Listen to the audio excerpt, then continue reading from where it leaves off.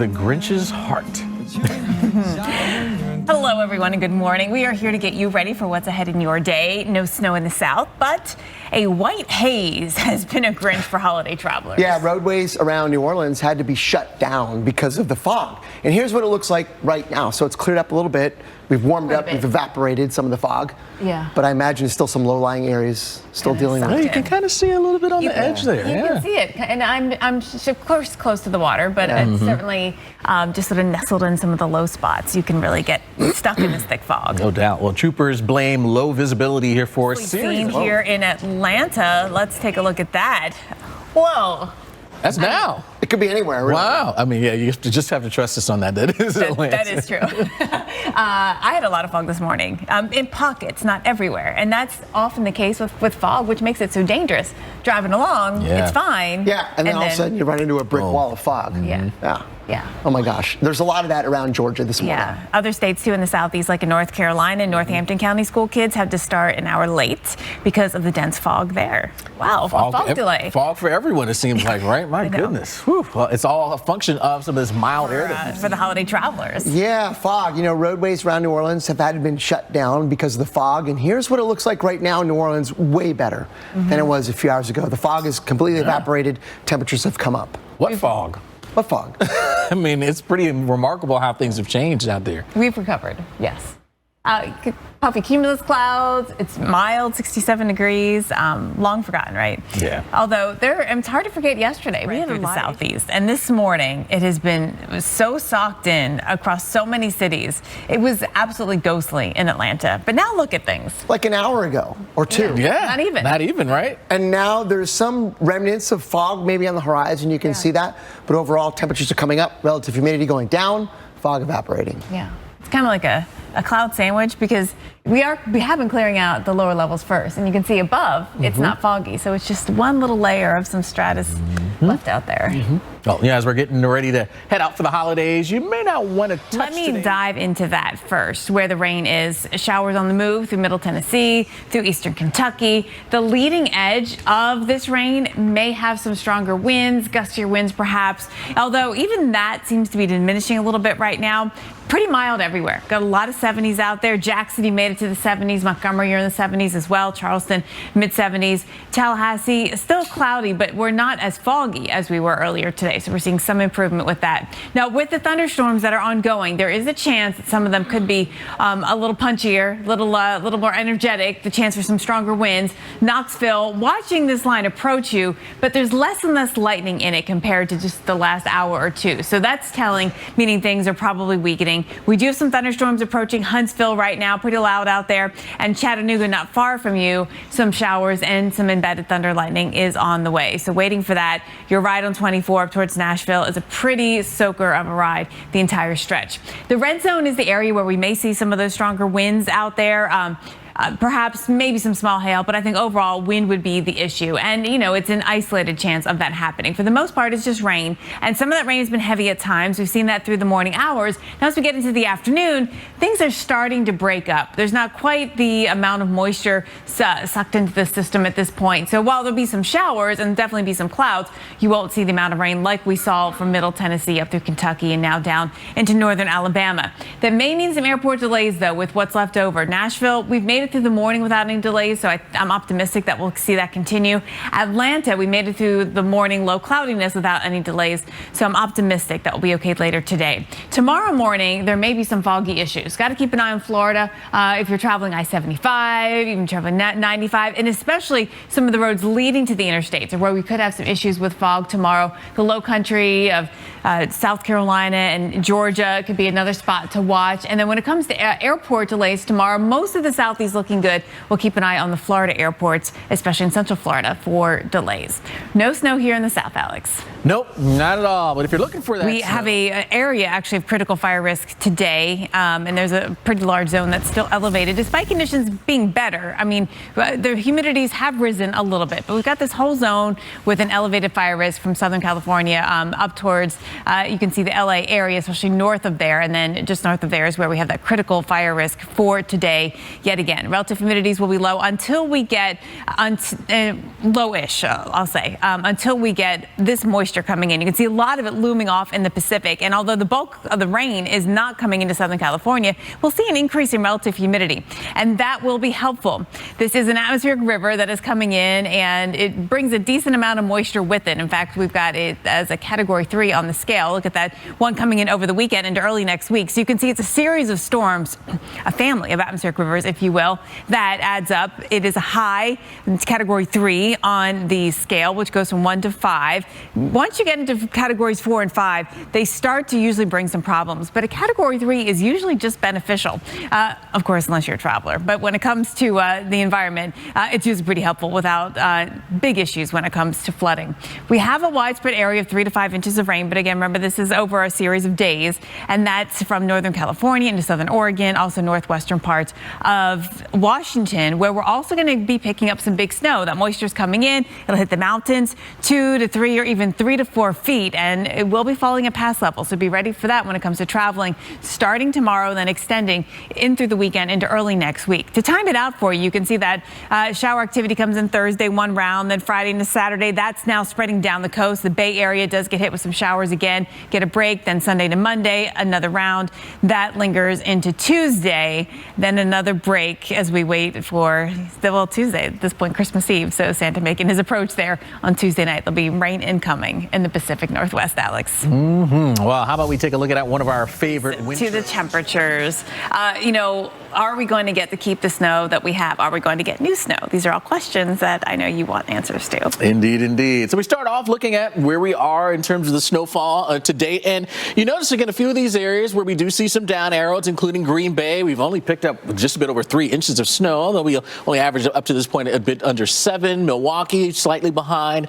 But you head to a spot like Grand Rapids, 24 inches. Our average would be 7, so running way ahead of schedule in Grand Rapids. It's interesting just in how this part of the country is so variable, above and below average compared to where you'd be. And that's because a lot of the snow that we've had so far has been related to the lake effect. It's not necessarily been system snow that has come in. And we all know the lake effect, that wind direction, if it sits in one spot, they're getting the snow and everyone else not. It's everything. I mean, you can really see it in the Northeast when you look at Buffalo, who is down close to 6 inches compared to average. But just south of there, well, look at Erie. Yeah. We've had 60 inches of snow. Yeah. I mean, it's literally just a hop, skip, and a jump away. And I mean, just a huge difference. And as you mentioned, it's not because we've seen these big storm systems come through. It's because of the lake effect that's really been the snowmaker. Yeah. You know, I'm in front of Cleveland, but I want to point out, so Cleveland's down about 3 inches. But if you go east of there, I mean, you guys are still probably shoveling. I'm joking. But, you had so much snow from the lake effect. So that really has made quite a big difference. So let's talk about, oops, clicked a little too fast there, where the snow is left on the ground right now.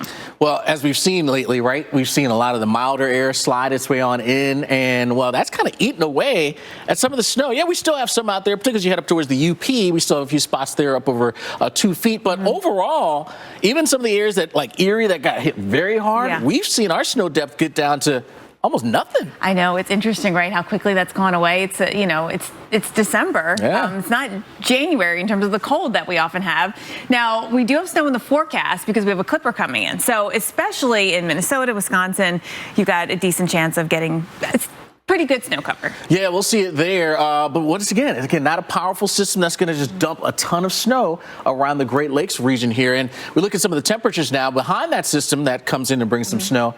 It is going to chill down quite a bit. We've got the numbers chilling back down to the teens, Duluth, Marquette, and some 20s and lower 30s for the rest of the region. Yes. All right. So cold enough to keep your snow if you get it, right? And Sunday's forecast doesn't warm up either, out of the 20s and teens. Everyone below freezing across this area. So if you get snow, you should keep it. Should. Keyword out there, because we are going to turn the corner a bit. Monday. Yep. Oh. We're getting closer and closer to that Christmas day. And that's so the 23rd. Temps, that's the 23rd. And we're already up to 36 in Chicago, 33 in Madison. So moving up above freezing, and we start doing that, you may start to see some of that snow melting. There's other factors besides temperatures. And so we're actually going to talk about that later in the show. But just looking at what does the model say in terms of the chance of a white Christmas, which 1 inch of snow is on the ground qualifies as a white Christmas. Yes, that's that definition of it. And right now, likely in that dark shade of the purple. So really the farther to the north you head, having a best chance there. And that's, again, according to one model. And then also as you work your way east in some of the higher terrain, elevation will play a role in who gets that white Christmas. I mean, if you look historically, it sort of matches up. A white Christmas is not as common as we think. Me and Dr. Marcel were looking at that the other day. We're like, wait a minute, it's not that easy. I mean, Marquette, okay, 96% there, but a spot like Grand Rapids, it's a 50-50 shot. It's an atmospheric feat if it happens, and if it happens snowing actually on Christmas Day, it's even more magical, right? Here's look at that Christmas Day forecast. There's not much snow on Christmas Day forecast right now. I mean, and where you get it, it's probably gonna. That's cold. Hello, everyone. We are here to get you ready for what's ahead in your day. No snow in the south, but a white haze has been a Grinch for holiday travelers. Yeah, in parts of the south, roadways around New Orleans had to be shut down because of fog. Right now, much better conditions are in place. The fog has evaporated, but that wasn't the case earlier today. You couldn't see the water earlier. No, right? yeah. And even earlier this morning, you couldn't see anything. I mean, it was pretty thick. So things have improved for now. It's been a tough 2 days here, though. It really has. In fact, some of the troopers are blaming this low visibility from that fog. We woke up today to foggy conditions across the south. 2 hours ago, you could not see anything on this live tower cam in Atlanta. Much different now. Way better. Temperatures have come way up. We're now close to 70 degrees. That 63 is an old ob. But we're going to be seeing temperatures continue to go past the 70-degree mark, Alex. 80? No. Oh, no, I'm getting crazy. But, I mean, it feels like 80 to me at this point. My goodness, it's way too This warm. is it, though, for the year, do you think? For 70? Probably so. Really? You're really going on that limb? Well, we might warm up I'm that just last saying. week. The end of right last before week. New Year's, it comes back up again. We'll see. We could put some bets on this. Oh, hey, I'm down. As we're getting ready to head out for the holidays. There's a critical fire threat today, again, around the Riverside area. It's elevated, and again, the wind has been a factor. Yes, the moisture has increased. It's been helpful, but it's just not enough to completely recover the area. So still elevated here, and again, critical up around Santa Clarita. Now, let's talk about how things are going to change. Moisture comes back. You'll see that influence from the marine air come back into the area. You even see that to some extent today as you just see the general motion of the atmosphere on the water vapor. We've got an atmospheric river set up, and you see some of that pointed today right at Northern California, Southern Oregon. Really, I think Washington takes the brunt of that. That's into tomorrow evening. And then you can see the big ones that are looming offshore. That moisture comes in. Again, a lot of it gets stretched out along the Pacific Northwest coast. But then we've got another one behind that, again into Southern Oregon, Northern California. So that's the area that ends up getting most of the activity. It's a high category on the scale that goes from 1 to 5, 5 being the worst. And most of the time when you have a category 5 or 4 atmospheric river, they can bring a lot of problems. But a category 3 is usually pretty beneficial, bringing the moisture. And this is the time of year when we get most of our moisture. So hard to complain about that considering the way our year normally goes. Right now in the forecast, a widespread 3 to 5 inches of rainfall. Northern California, Southern Oregon, we've got 3 to 5 up there into the Pacific Northwest as well. I think that's going to be the 2 rainiest spots. A lot of that moisture, though, will fall as snow. Now, it's not going to be the coldest of systems, so snow levels are going to be pretty high. But at pass level, we'll get snow, and that's going to affect travelers in Washington and the Cascades there. Snoqualmie Pass, one of them, of course, will be affected. Stevens Pass, another. And then also watching pass level here on Interstate 80 for more snow as well, about a foot and a half of snow in the forecast. In the timing of it all, it's a few showers Pacific Northwest today, Thursday, Friday, Saturday. That's the day that we really see all the moisture come in and spread out.